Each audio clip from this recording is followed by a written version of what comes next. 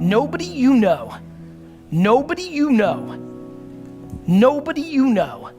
has become successful outside of it being given to them from their family. Nobody you know has actually created success without working their face off. It doesn't exist. So you can sit and talk about luck, and you can sit and talk about this, that, or the other thing, but I promise you, the only controllable thing you have is your work ethic. And if you sit around and ponder, well, if I didn't live here, or if my mom wasn't an alcoholic, or if I just learned about this earlier, or if I'd been following this person earlier, or if I wasn't born a woman, or if I wasn't born a minority, if you sit and do that, you are losing. You're not wrong. It's just that business and marketing and all this doesn't care. There's just no emotion in the market. Like, that's it. And so I think we need to start having much deeper, much more serious conversations of practicality. You know, it's fun, and I love this space the most, but I loved it long before it was sexy. I loved it long before people wanted to take selfies with me. I loved it long before athletes and celebrities and rappers wanted to be entrepreneurs. I loved it long before that. It was my destiny. It was who I was. It was how I was wired. It was the only thing I knew. That's why the 4-year-old me ripped flowers out of yards and sold it. You don't read about being an entrepreneur at 5, 6, 7, 8, and 9. I didn't jump on this because it's cool now and it makes me money and girls. I did it because it's all I ever was. And I implore you, if you came here to be an entrepreneur, but this talk allows you to realize you're really an artist, or you're really a number 3 in a company because you bring this level of energy and you don't want to be a number 1, because let me promise you something about being a number 1. I'm not an entrepreneur, I'm a firefighter. My entire life is taking care of crap, putting out fires. 24/7, 365, my whole life is, this is a problem. Fix this, and guess what? When you're the last line of defense, there's no blaming your boss. There's no blaming the logo. There's no blaming the government. It's all my fault. All of it. And so, it's super sexy, but what's not being talked about is the friends and acquaintances I have who've committed suicide in the entrepreneur land the last 4 years, because nobody talks about the downside. Everybody thinks they're gonna be Zucks. Everybody thinks they're gonna build Snapchat. Go look at the data. The data shows that the far majority of this room will not succeed, not even close to building an actual business. And I don't come here to be somber. I come here to remind you that there's only one thing you can do. The only thing you can do that can trump the moment mommy and daddy had sex to make you. The only thing that can trump that, the only thing that can trump your DNA, the only thing that is controllable, if you want it, if you want this, is work.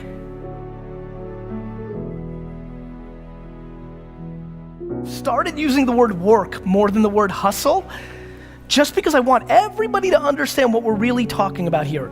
If you've got a big mouth, and a lot of you do here, search the hashtag, and a lot of you say CEO, founder, owner. I call that big mouth. If you've got the audacity to do it, and so many of you have heard this from me, when I audit you, and I do, because I'm curious, it's how I learn. People talk a big game. I especially love when somebody hits me up on social, like, Gary V, you're gonna buy the Jets, I'm gonna buy the Rams, you know? You know, everybody's buying a sports team. And I love to look at what that person does. And then I'll DM that person and be like, yo bro, nobody, unless they were a trust fund baby, ever bought the Rams when they go skiing for a week when they're 24. Everything on you, everything's your fault. You wanna really win in life? You wanna get real happy? You know why I'm really happy? Because I think everything's my fault. You know, I've been thinking a lot lately about this whole journey, about how entrepreneurship has become something of a status and has been put on a pedestal. I've also been thinking about how scary it is when something becomes cool or interesting and what that creates. And I've been pondering that quite a bit, which is the differences between being an entrepreneur and being a successful entrepreneur. You know, putting the fact that you're a CEO in your Instagram profile doesn't mean that it's what you're gonna be able to do for the rest of your life. And what I'm really concerned about is that we have lived, both in Canada and the US, with basically an 8 to 9 year macro, almost a decade of good economic growth. We just have. You know, obviously there was a crash in the US in 2008 or 9, but if you look at the data, we're probably on the tail end of economic growth. You know, obviously nobody knows, otherwise they would make trillions of dollars. But one of the things that I did want to talk to you guys about today is practicality. I think practicality is stunningly not talked about enough. So for example, if you're running a business right now and it's predicated on raising money, or you've raised money and you lose money each month, it's probably a really good idea to change course pretty quickly. Because the biggest issue for me right now is that we have a lot of people who want to build brands, who want to become influencers, who want to start companies, but they're not putting in the pieces that actually allow them to weather the storm. You know, the thing that I'm most proud of is the 2 biggest businesses I've ever built, I basically started them during very difficult times. When I first got involved in my dad's liquor store business, it was the late 90s, and just about a year and a half into my journey, I guess 2 years into my journey, the stock market crashed and all the internet companies folded, and all the people that were making money that I was targeting to sell wine stopped having money to buy wine.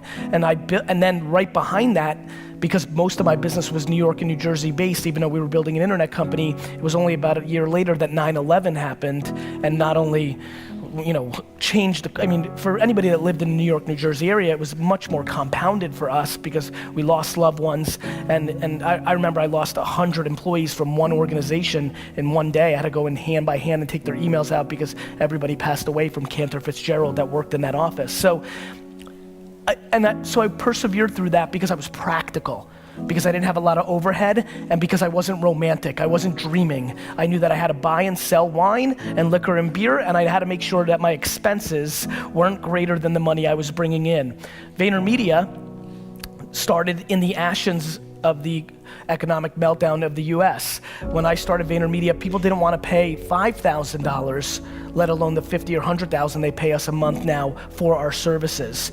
And when I started VaynerMedia, you know, it's funny, I watch everybody watch my journey now, and you know, there's that cliche thing of like overnight success, right? I'm gonna have this TV show come out this June, and it's gonna change my profile, right? I'm gonna sit on a stage with Will.i.am and Gwyneth Paltrow and Jessica Alba for this Apple show that I'm about to do, and everybody's gonna say, where'd he come from? That happened overnight, you know?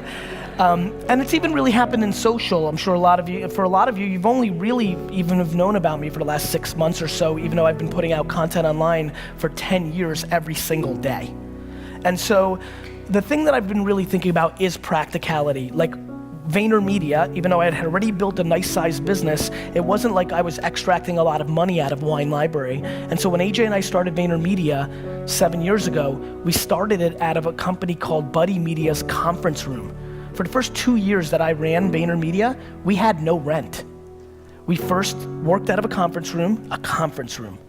We then worked out of a co-working space before the whole WeWork and co-working space revolution, and I bartered my time to help that company in exchange for a very small space. We didn't buy furniture, we scrapped. And I'd already made it, I was already rich, and we scrapped.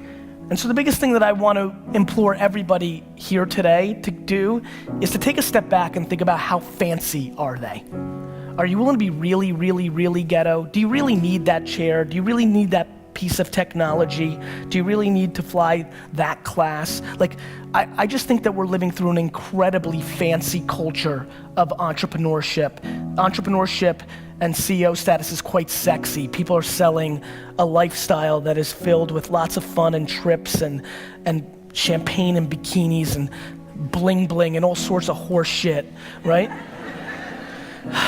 And I just think that era of this era is gonna come to an end somewhere within the next 5 years. And very honestly, I just don't want a lot of people in this room that dream to build their own businesses to have to go work at a bank or go work at a retail store. And so I would highly recommend something that I think is stunningly not talked about enough, which is if you're building a business, you have to be making money.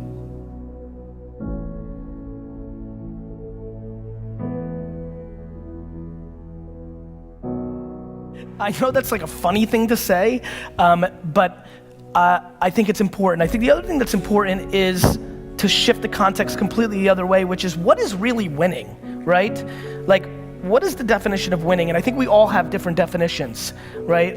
And I think that one of the things that I also want to say is that I'm getting scared that a lot of people that are following my journey hear me talking about buying the New York Jets, and I do aspire to buy a $3 billion sports franchise. I do. It is what I want. You can look at my 5th grade yearbook long before business was cool. It's what I want to do. But I'm awfully scared that it's pressuring the people that follow me into trying to achieve things that they don't necessarily want. They just think it's the thing you do if you're trying to be a successful business person. Let me promise you something. I know tens of thousands of people, and I know thousands of people extremely well, and I know hundreds of people deeply well. There is no correlation between how much money someone makes and their level of happiness. I have friends who make $47,000 a year and are the happiest people I know. Their work-life balance is on point. They're part of 2 soccer teams. They play video games. They watch every show they want. They take 2 vacations that they scrap together, and they're freaking happy as hell.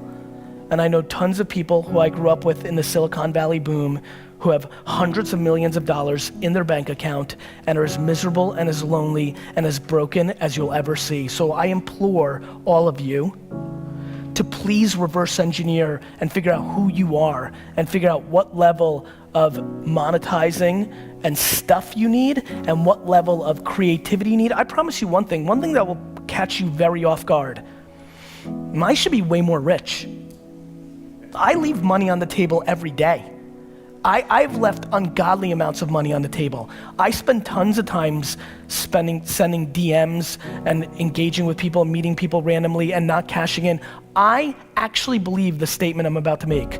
I think that I love the journey and the game of entrepreneurship so much that I have subconsciously sabotaged my financial upside to make sure I can play this a little longer because I fear if the numbers keep getting too big, eventually it will take the fun out of it. When you are lucky enough, like I am, to actually do something that you love so much, do something that puts pressure against the one thing you care about besides it, which is the time I spend with my family. My family is my whole life. And being this and doing this is the only thing that cuts into that. I couldn't breathe if I wasn't an entrepreneur.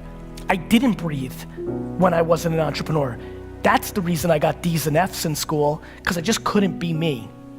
And I'm not capable of that. And so I think being here excites me because I think coming to not LA, San Francisco, New York, London is always more fun for me. It always feels a little more practical.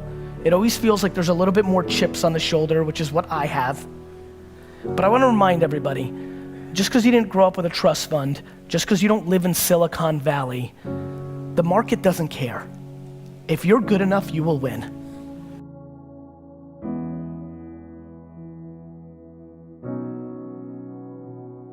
Going back to the beginning of my talk, you need to deploy serious self-awareness and figure out who you are. I implore you to start matching your work ethic and your actions to your mouth. If you're gonna be a billionaire, you need to realize that most people that create $1 billion worth of wealth don't do anything besides work every single day of their 20s and 30s.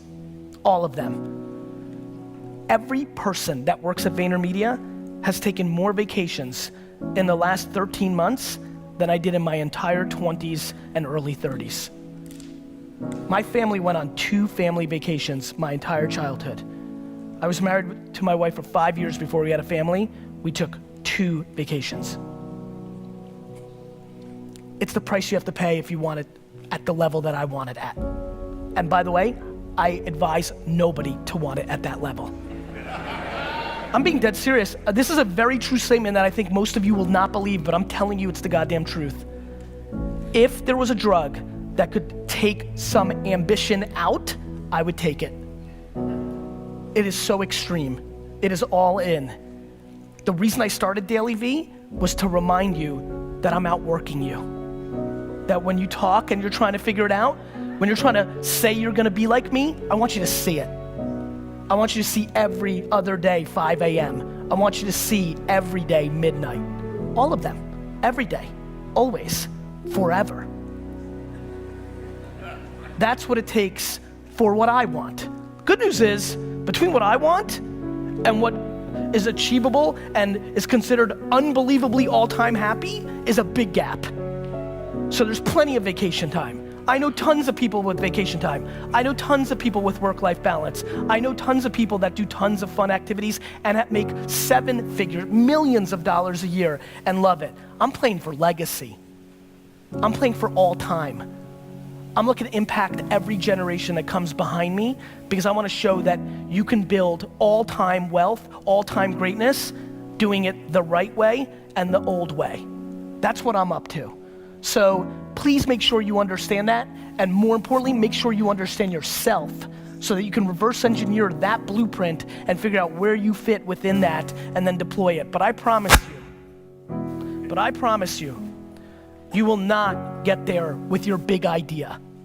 I promise you, sitting around and saying, oh, I had that idea for Uber before Uber did. Nobody gives a shit. I've got every idea that's gonna be successful over the next 100 years. It's all about AI and VR and AR and augmented and all this. I'll give them to you all. It doesn't matter, because most of you won't execute against it. The reason I put out all my best stuff and I'm liked and I don't charge for it is somewhere along the line I realized that 99.9% of you aren't gonna do anything about it. You're gonna ponder it, you're gonna get super pumped up when you watch me say it, and then 3 weeks later you're gonna give up because you're not willing to pay the price. And that's cool. Everybody's different. But you need to figure out what price you are willing to pay for what you want. It has been insane to me how many people have emailed me in the last month about the 2017 Flip Challenge, which for you that don't know, was a video I made in December, which is, so many of you email me asking me for $5,000, and meanwhile there's $5,000 worth of crap sitting in your house right now. Go grab it, post it on eBay, flip it, and make your money. How many people have flipped something since they saw that video? Raise your hands, just wanna say, higher, higher. Don't be shy. That's it.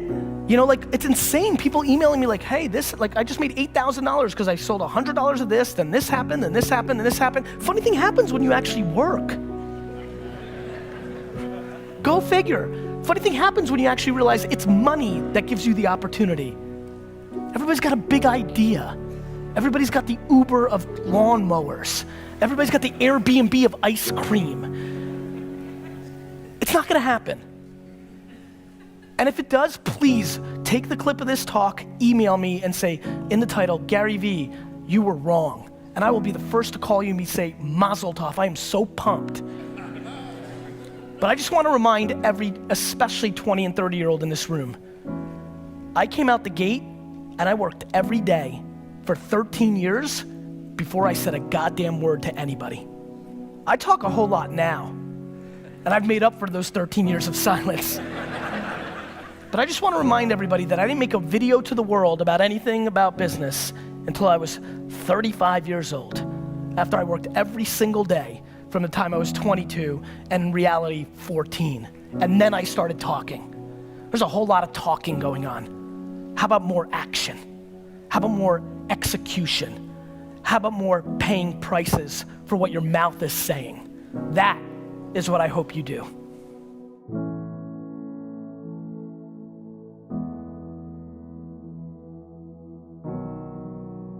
I think everybody has different strengths and weaknesses. I break things up into black and white and gray, EQ and IQ. I think those are the two pillars that I kind of look at when I look at somebody. And some people have hard skills out their ass, right? They can do everything, but they don't know how to interact with the other boys and girls, and that ultimately tumbles them, right?